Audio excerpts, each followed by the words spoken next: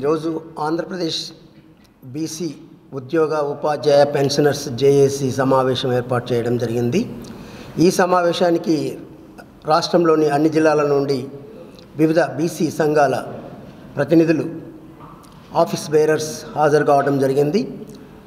ఈ సమావేశంలో బీసీల యొక్క భవిష్యత్ కార్యాచరణ కొరకు, ఉద్యోగుల యొక్క సంక్షేమం కొరకు అన్ని సంఘాలు కలిసికట్టుగా పనిచేస్తూ రాష్ట్ర స్థాయిలో జేఏసీ ఏర్పాటు చేసుకొని అన్ని సంఘాలకు సభ్యత్వ నమోదు కార్యక్రమాలు చేసుకొని నాయకత్వాలను పెంచుకొని నియోజకవర్గ, జిల్లా, రాష్ట్ర స్థాయిలో ఒక పెద్ద సమూహాన్ని ఏర్పరచుకొని జిల్లా స్థాయి, రాష్ట్ర స్థాయి మహాసభలు జరుపుటకు తీర్మానించడం జరిగింది.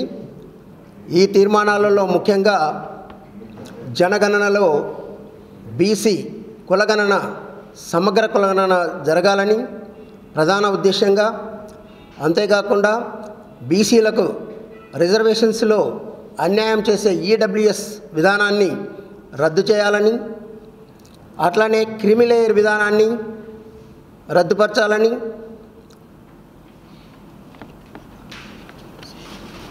ఇంకా చట్టసభలలో బీసీలకు జనాభా ప్రాతిపదికన మా వాటా మాకు రావాలని ప్రభుత్వాలను డిమాండ్ చేస్తూ తీర్మానాలు చేయడం జరిగింది. ఈ సందర్భంగా అందరూ ఏకకంఠంతో ఈ డిమాండ్స్పై నినదించడం జరిగింది. మరి బీసీ కులగణన చేపట్టాలి, అంతేకాకుండా చట్టసభలలో మరి బీసీ బిల్లు పెట్టాలి. 55% ఉన్న బీసీలు ఈరోజు రాజకీయంగా బానిసలుగా ఉన్నారు. ఈ బానిసత్వం విముక్తి కోసం మరి ఈరోజు చట్టసభల్లో బీసీలకు రిజర్వేషను కల్పించాలని మేము డిమాండ్ చేస్తూ ఉన్నాం. అంతేకాకుండా మరి కేవలం బీసీలకు మాత్రమే క్రీమీ లేయర్ను వర్తింపు చేయటం, అనేక మంది విద్యార్థులు ఈరోజు క్రీమీ లేయర్ ద్వారా మరి అనేక ఉద్యోగాలు కోల్పోవటము, విద్యారంగంలో వెనుకబడటము, ఇవన్నీ కేవలం బీసీలకు మాత్రమే జరుగుతూ ఉన్నాయి. ఈ క్రీమీ లేయర్ విధానాన్ని ఎత్తివేయాలని బీసీ సంఘాలు డిమాండ్ చేస్తూ ఉన్నాయి.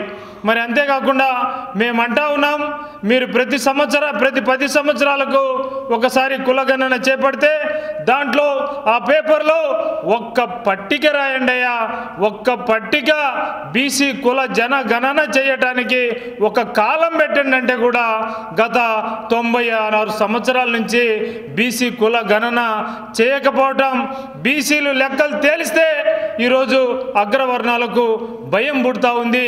ఈ సంఖ్య తెలిస్తే వీళ్ళు చైతన్యవంతులైతారు, వీళ్ళు రాజకీయంగా ముందుకొస్తారు అనేటువంటి ఉద్దేశంతో ఈరోజు అగ్రవర్ణాలు మా లెక్క తేలట్లేదు, దాన్ని ఖచ్చితంగా మేము లెక్క తేల్చాలని మేము డిమాండ్ చేస్తా ఉన్నాం.